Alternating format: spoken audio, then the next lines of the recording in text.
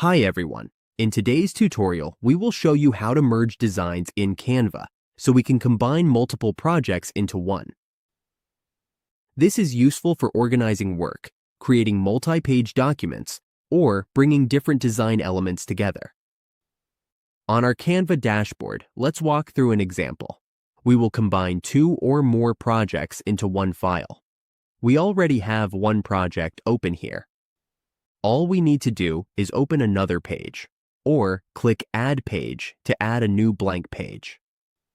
Now we will open another project. Then press Ctrl-A to select everything, and then Ctrl-C to copy it.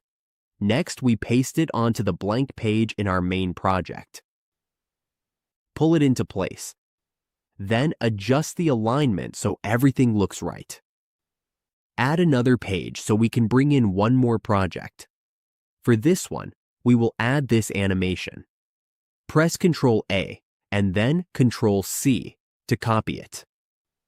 Go back to the main project and paste it in. Then position it where we want it. As we can see, we now have three projects combined into one.